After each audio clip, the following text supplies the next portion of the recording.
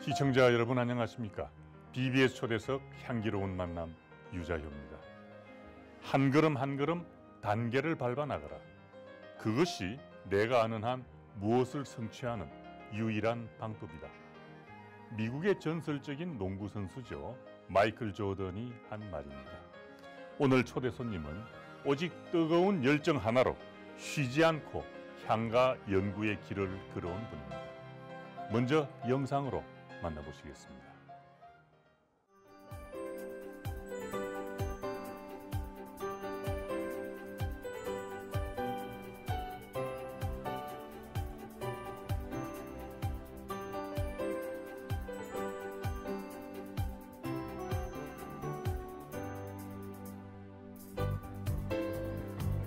어서 오십시오. 반갑습니다. BBS 초대석 향기로운 만남에 와주셔서 고맙습니다. 먼저 우리 시청자들하고 인사 나누시죠. BBS 불교방송 시청자 여러분 반갑습니다. 김용혜입니다. 오늘 여러분께 향가에 대해서 말씀 올리도록 하겠습니다.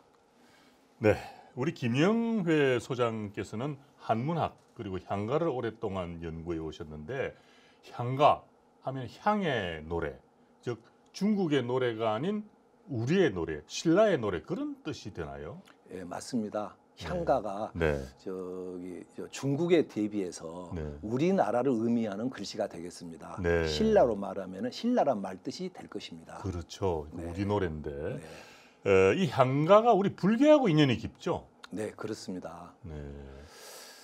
그게 이 향가가 특히 신라 향가는 우리에게 현재 남아 있는 것이 모두 다 해서 14개입니다. 그러면 그 향가가 무엇이냐? 신라 사람들의 노래입니다.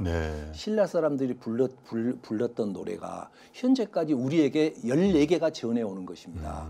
그 14개 중에서 10개가 자그만치 9개는 정식 불교 스님들께서 지으신 것이고 1개는 불교 스님과 관계가 매우 깊습니다.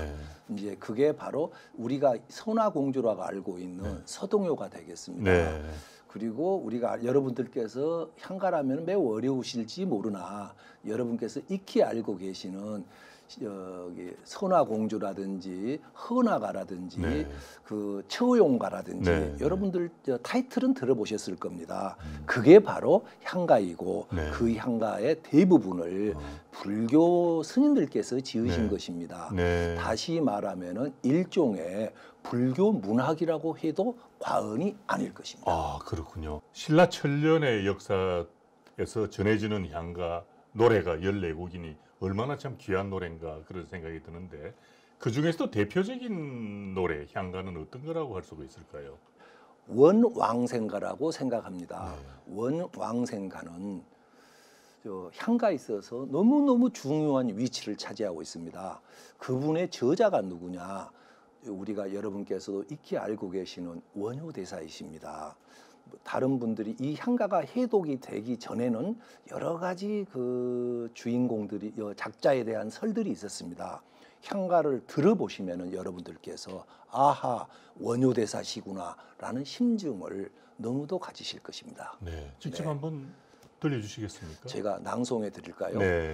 달 아래 이 밑 또한 서방정토라 생각하여 중생에게 가주리 보내리 무량수불 앞에 번뇌하는 이에게 밝은 불법을 보내주리 서원하건대 심오한 이치를 따르고 바라고 우러르리 두 손을 모으니 꽃이 빛나라 원앙생 원앙생 그리워하는 사람들 있음이여 빛나는 불법을 보내주리 아사 이 몸을 중생의 땅에 남겨두고 그들을 먼저 서방정토로 보내리 무량수불 48대원을 이루어 중생을 먼저 서방정토로 보내주고 나는 그 뒤에 가리니. 원왕생 서방정토에서 다시 태어나고 싶다. 왕생하고 싶노라. 예, 그렇군요. 그 간절한 그 마음을 원효대사께서 그렇게 읊으셨군요. 그렇죠. 모든 중생을 먼저 보내고 나는 희생하고 맨 마지막에 달 아래 이 밑이 바로 남들은 먼저 보내주지만 나는 여기를 정토라고 서방 정토로 극락이라고 생각할 거다. 네. 당신들을 모두 보내줄 테니 네. 먼저 가시라. 네. 나는 나중에 가리다. 네. 이러한 서원을 담으신 글입니다. 아, 그렇군요. 네. 그야말로 참 신라 시대 네. 그 운효대사의 육성을 듣는 듯한 그런 느낌이 듭니다. 그 네. 마음이 전해져 오는군요. 네. 그런데 그동안 이제 많은 학자들이 향가를 연구해 왔어요. 왔는데 우리 김영애 소장께서 향가 해석에 대한 어떤 새로운 방법을 제시를 하셨는데 그 향가가 아직까지 그렇게 베일에 감춰져 쌓여왔던 그 이유, 그것은 어디에 있을까요? 우리나라 현재 향가를 전문으로 한 학자들조차도 1000명이 공부를 하면 1000명 전부 다 그 해독이 다릅니다. 그런데 그것이 바로 왜 그러냐? 그게 바로 암호문식으로 네. 돼 있기 때문입니다. 그런데 그 암호문을 풀이해야만이 향가의 내용을 알 수 있습니다. 바로 암호문이라는 걸 모르고 그들이 한문식으로 해독을 네. 하려고 하니 전부 다 실패해버린 겁니다. 네. 그것은 우리나라뿐만이 아니고 그동안 우리 이 향가를 연구했던 모든 사람들이 다 거기에서 실패한 겁니다.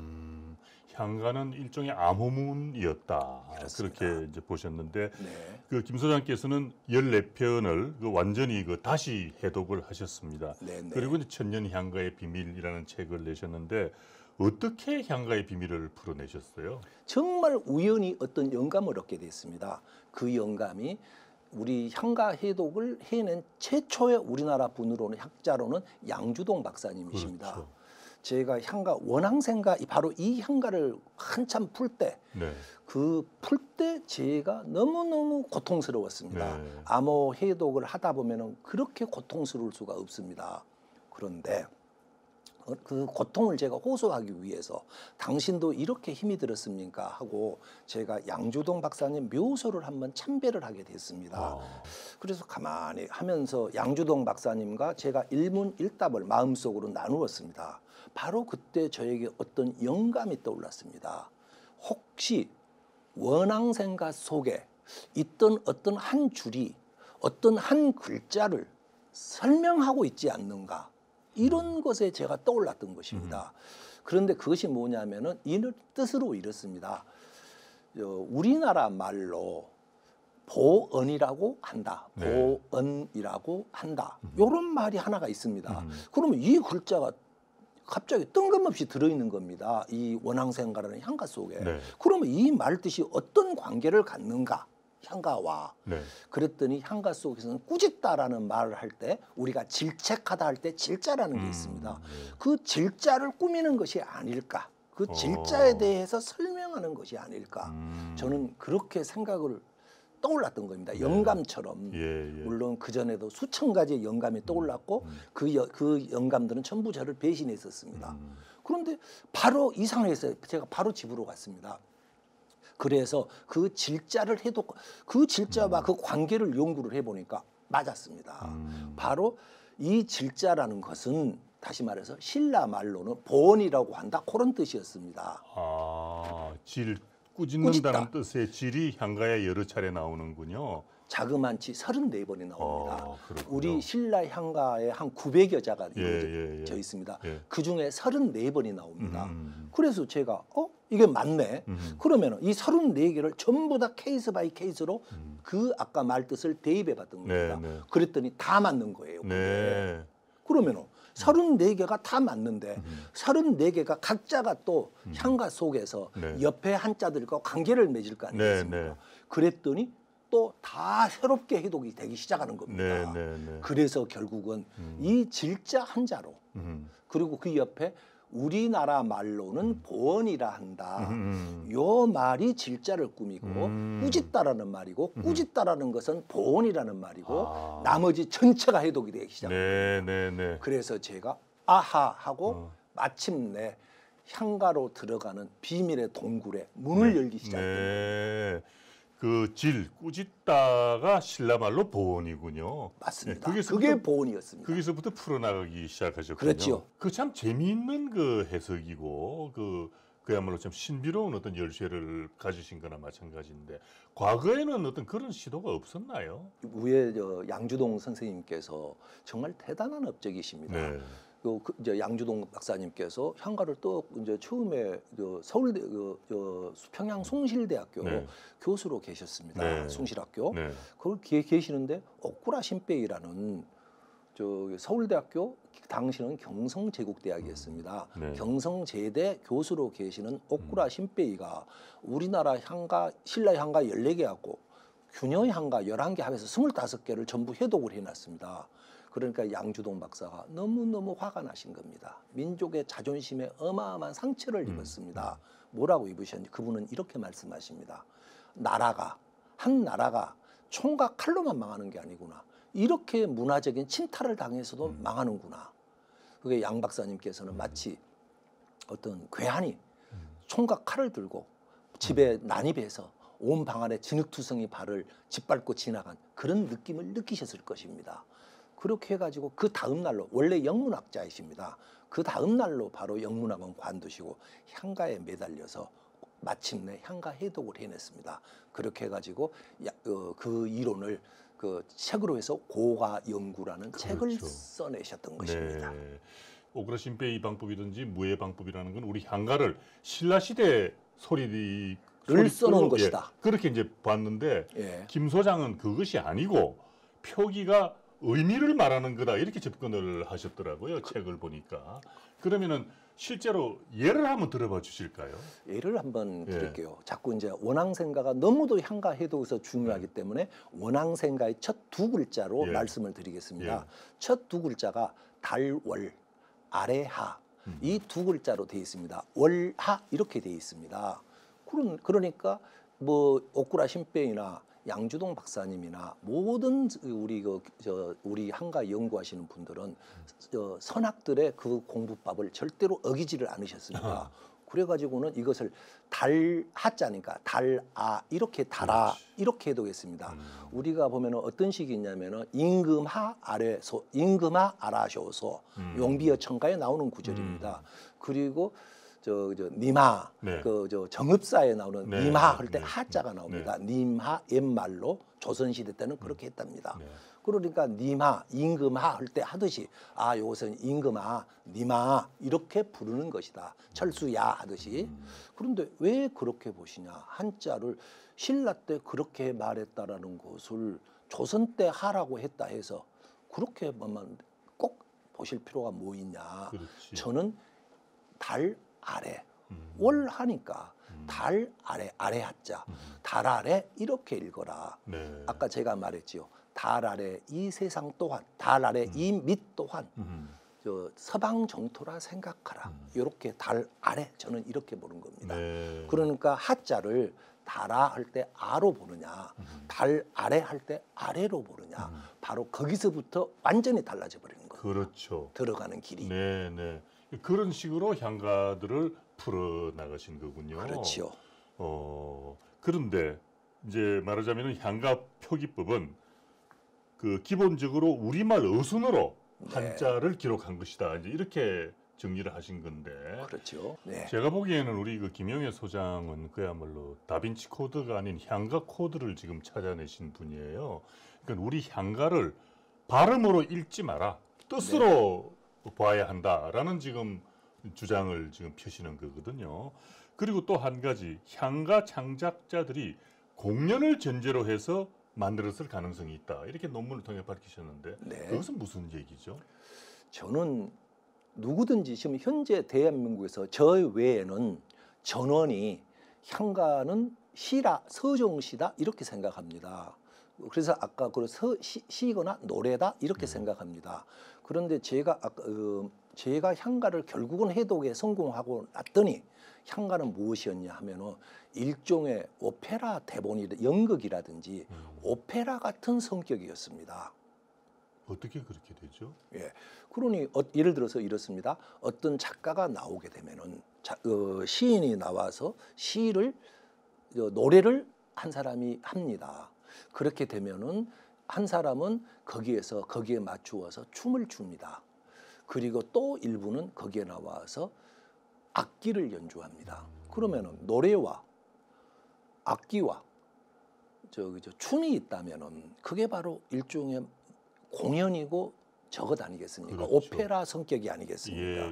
그래서 그것을 향가를 노래 가사에 압축된 내용과 춤의 내용과 거기에 일종의 소원을 비는 또 노래들이 문자들이 있었습니다. 그것을 몽창 모아놓고 나니까 그 모아놓은 것을 노래로만 이렇게 자꾸 읽으려고 하니 그게 해독이 될 리가 없죠. 이제 섞여버렸는데. 이렇게 생각하시면 됩니다. 거기에는 보면은 김수로 왕이 옛날에 구지봉에서 알로 태어났다고 알에서 태어났다고 그럽니다.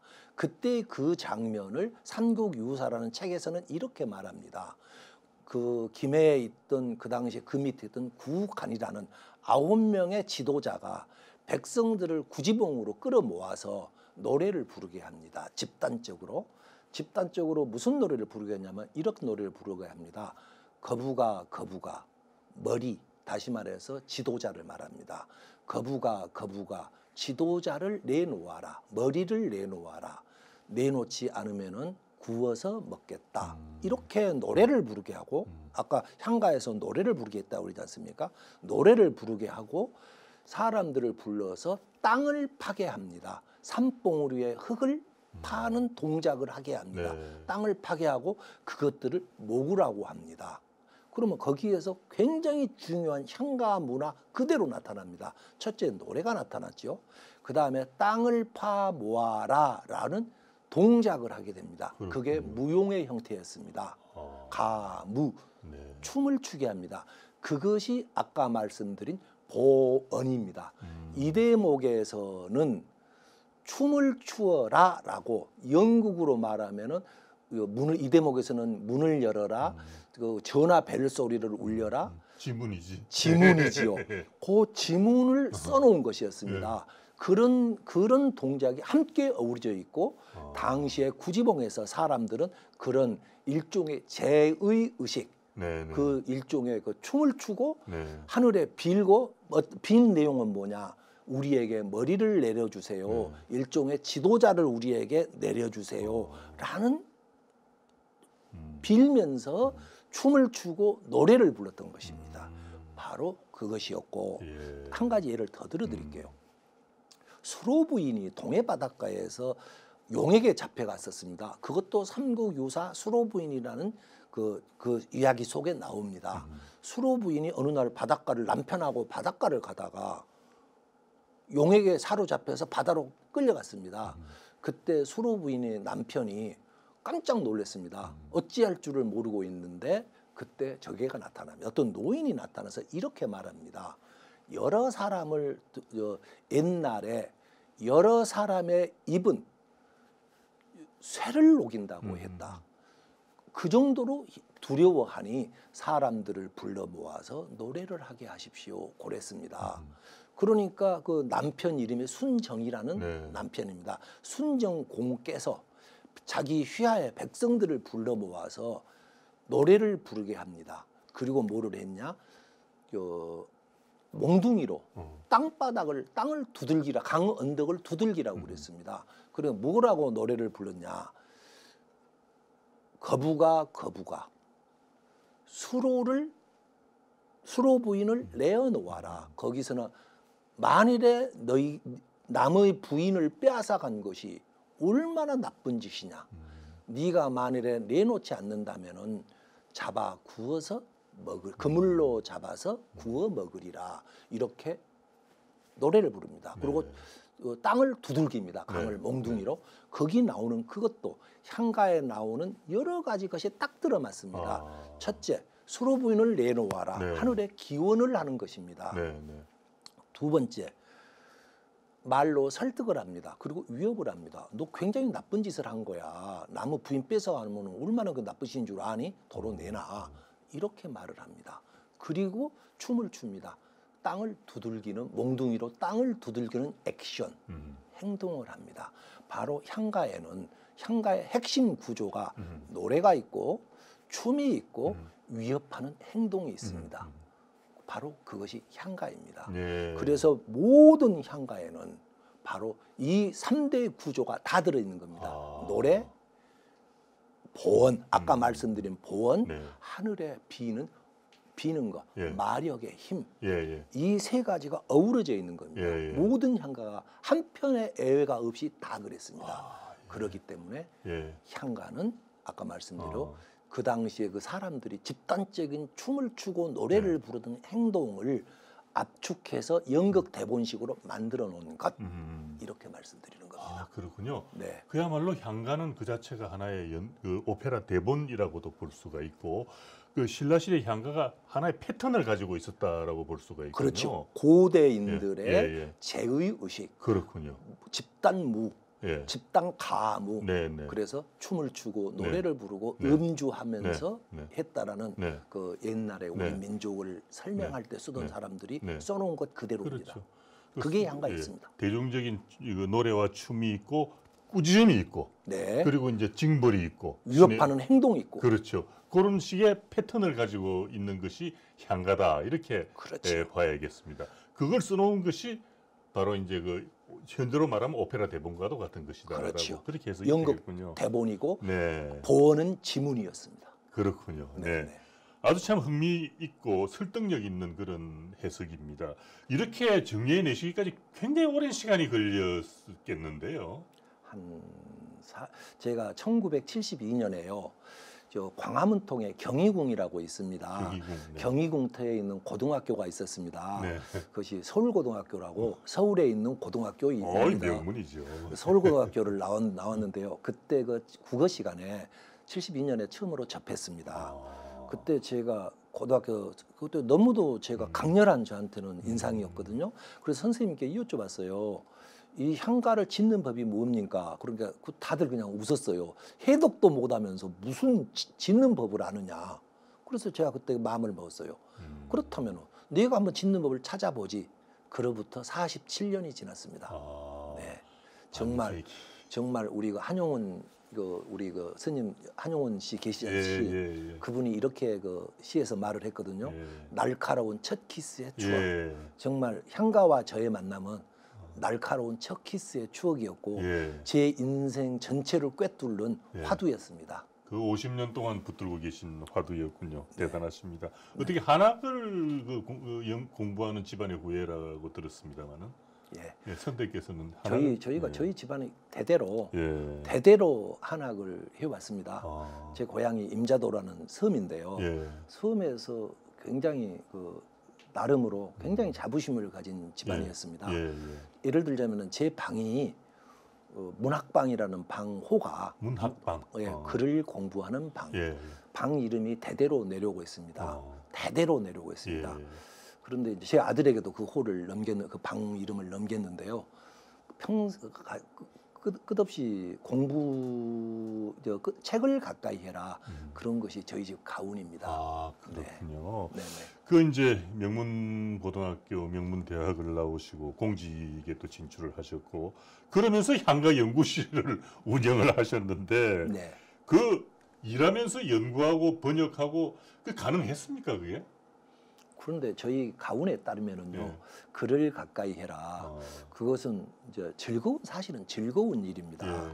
왜냐하면 세속에 계속 시달리면서 자기 나름의 하나의 테마를 가지고 평생을 글 공부한다는 건 참 좋습니다. 그렇죠. 논어에도 나오지 않습니까?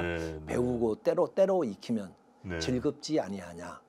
그런 구절이 나오듯이 참 글과 함께하는 것은 참 즐거운 일입니다. 아, 그래요? 네네. 선생님은 이제 즐거우시겠는데 가족들은 뭐라고 그래요?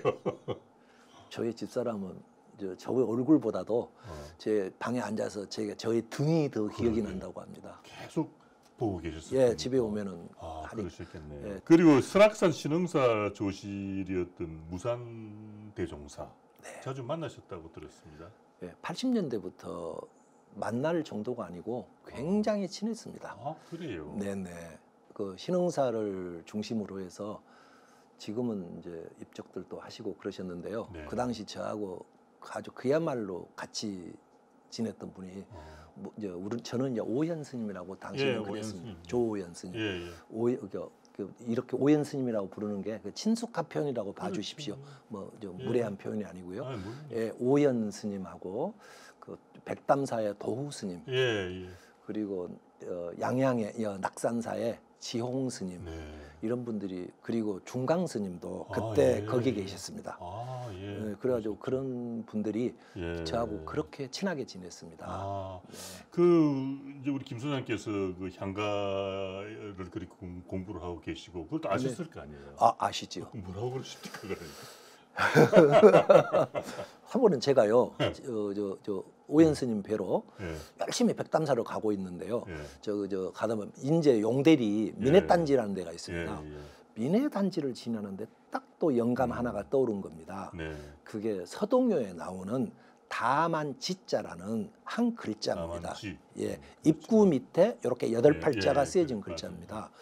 그것이 이런 의미로 해독되지 아니할까라는 그 영감이 떠올랐습니다. 그래가지고 그때 저녁에 아주 눈 내리는 날이었습니다. 밖에 이렇게 저 백담사에서 문 탁 열고 나면은 탁 이렇게 보이거든요. 불이 또 되게 밝았습니다. 거기서 근데 그게 조금 제가 약간의 여성적인 그 성과 관련된 그런 그 해독이었습니다. 그랬더니 막 한참 웃으시더라고요. 그러면서 이제 향가는 잘 깊이 모르시니까 저를 귀여만 해주셨지요. 그 지자도 많이 나오는 글자 중에 하나죠. 다만지라고 많이 나옵니다. 많이 나오죠. 근데 그게 그런 의미를 가지고 해석을 하면 또 해석이 다 되죠. 그건 맞는 거란 말이에요, 그 해석이. 근데 그거를 오현 스님 찾아가다가 발견하셨군요. 그리고 영감, 그게 일종의 고대 문자 해독은 암호 해독은 영감이 대단히 중요합니다. 그렇군요. 참 대단한 큰 스님과의 인연이십니다. 네네. 우리 김 소장께서 개인적으로 제일 좋아하는 향가는 어떤 향가입니까? 저는 오현 스님께서 저에게 이런 말씀을 해주시더라고요. 저게 뭐냐면은 사람을 살리는 공직을 가져라. 그렇죠. 사람을 살려라 공직을 통해서. 그것이 저의 아주 공직 생활에 아주 그야말로 기둥이 된 말씀이십니다. 그런데 그것을 그대로 이야기해 놓은 향가가 있습니다. 모죽지랑가라고요. 죽지랑이라는 화랑을 지냈고 나중에 돌아가시게 됐는데 여러 관직을 거치고 그때 그분한테 은혜를 입었던 화랑일 때 그 밑에 낭도 그 졸개였던 그분이 그 모죽지랑가라는 향가를 지었습니다. 그때 이렇게 처음에 슬퍼하는 거죠. 장례식 때 지은 향가입니다. 그대가 가는 봄, 그대의 다스림은 모두 백성들을 살리는 것이었습니다. 이렇게 나오더라고요. 그러니까 결국 아까 그 말씀입니다. 모두 관직을 통해서 공직을 통해서 백성들을 살려라. 그런 의미를 가진 향가더라고요. 그래서 저희 그 공직관하고 너무 일치해서 쿵 가슴에 와닿는 향가입니다. 그렇군요. 저는 개인적으로 찬 기파랑가 좋아합니다. 그 참 천년 향가의 비밀을 밝히는 일, 이것이 오늘 김 소장님하고 얘기를 쭉 나누다 보니까 우리 그 불교사적인 면에서도 상당히 의미가 크다, 이런 느낌이 드네요. 대단하죠. 아까 말씀대로 우리 향가가 모두 고려 때까지 하면 25개입니다. 이 25개 중 25개가 다 스님들이 졌다고 보면 됩니다. 거의 그 정도의 압도적으로 우리 불교 문학입니다. 그런데 그보다도 더 중요한 의미가요. 이 향가가 지어지던 시기를 언제로 봐야 하느냐면은 우리나라에 불교가 도입된 지 얼마가 되지가 않았던 시기입니다. 바로 우리나라에 인도에 초기 불교가 있지 않겠습니까? 초기 불교. 그 다음에 우리나라에 들어왔을 때 초기에 불교가 초기 시기가 있었지 않겠습니까? 그때 우리나라 스님들은 어떤 생각을 하였으며 어떤 걸 중요시하고 했던가, 그것이 바로 담겨 있습니다. 그렇네요. 왜냐하면은 제가 보기로는 전통과 그 불교라는 선진 문물이 들어와서 어떠한 융합 과정을 거쳤는가, 그것이 제가 향가라다 보면 그대로 나타나 있습니다. 그래서 불교학을 하시는 분들께서도 향가의 내용을 아셔야 합니다. 초기 우리나라에 들어온 초기 불교의 모습입니다. 두 번째로 이 향가의 표기, 아까 말씀드린 대로 연극이라는 공연이라는 그 예술을 하나의 작품으로 표기법을 만들어 놓은 겁니다. 예. 표기법입니다. 일종의 연극, 우리가 네, 말하는 네. 시를 표기하듯이 네. 연극을 표기했듯이 희곡이 마치 그겁니다. 네. 이 표기법을 우리 초기 불교 스님들께서 네. 만드셨다고 저는 봅니다. 그래서 국문학사상으로도 어마어마한 의미가 있습니다. 네. 예를 들어서 그 표기법을 만든 것이 그러한 문화적인 창조의 힘이 고려에서 와서는 뭐로 연결되느냐? 팔만 대장경을 만드는 세계 최첨단 그 지적 산업을 만들어 놓은 받침이 됐다고 저는 예, 봅니다. 예. 그것도 일종의 창조력입니다. 예, 창의력. 예. 그러면 그것이 조선에 와서는 무엇으로 연결되느냐? 전부 문자로 연결이 됩니다. 한글을 드디어 창조하게 됩니다. 창제하게 됩니다. 네.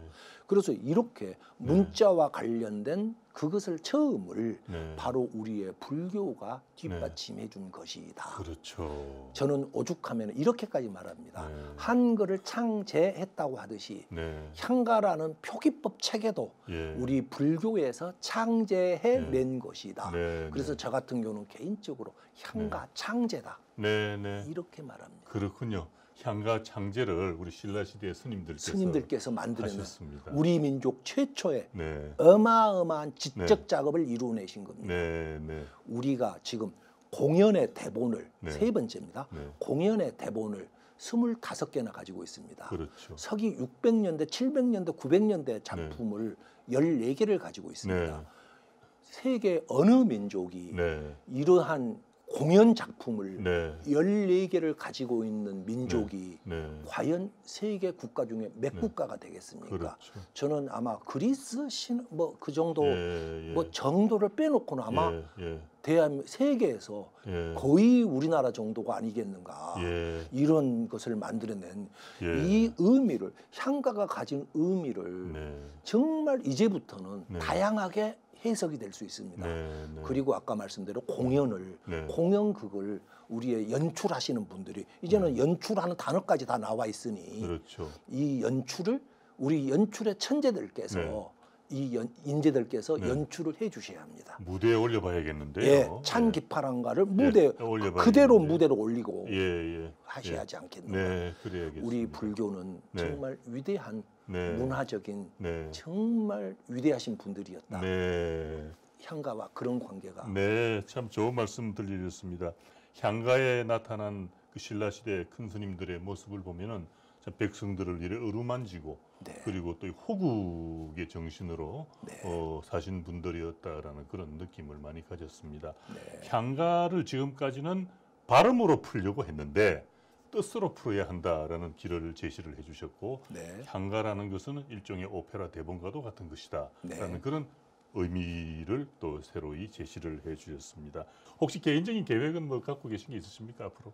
예, 저는 이제 제가 다 풀 수는 없습니다. 그 이집트 문자, 그림 문자를 풀어낸 장 샹폴레옹은 해독법을 만들어냈습니다. 그런다 해서 그분이 모든 피라미드라든지 그런 그림 문자를 다 푸신 건 아닙니다. 그렇죠. 그래서 우리 신라 향가부터 시작해서 다시 작업이 이루어져야 한다고 봅니다. 예. 그 엄청난 작업을 저 예. 혼자 할 수는 없습니다. 예. 저는 이렇게 향가는 만들어졌다. 예. 만들어진 법을 알면은 당연히 풀 수도 있고 예. 지금 현대 향가도 새로 향가도 지을 수가 있습니다. 예. 왜? 만드는 법대로 만드는 법대로 지으면 되니까. 예. 그래서 향가를 현대 향가라든지 그런 것을 조금 기회가 있으면은 예. 했으면 좋겠고 이 방송을 보시는 많은 분들께서 그 향가 창작법의 중요성에 대해서 예. 이렇게 좀 도와줬으면 좋겠습니다. 예. 선생님 말씀 듣고 보니까 그 샹플리옹 이전에는 고대 그리스 문자를 그 뜻글자로 봤죠. 근데 네. 샹폴리옹이 그게 아니라 이게 소리로 읽어야 한다라는 거를 발견한 거 아닙니까? 그렇지요. 그러니까 선생님의 향가 경우하고 정반대예요. 맞습니다. 그 경우는. 그죠? 저는 네.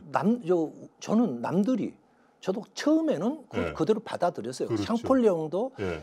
이집트 그림 문자를 예. 뜻으로 푸는 법을 처음에 자기도 뜻으로 풀었어요. 그렇죠. 예. 자꾸 하다 보니까 안 되는 거예요. 그렇습니다. 그래서 결국 방향을 바꾸자. 예, 그래서 예. 이건 표음 문자다. 예, 소리로 예. 풀자. 예. 근데 똑같이 저는 예. 이제 저도 그렇게 봤죠. 처음부터 아까 소리로 풀었습니다. 예.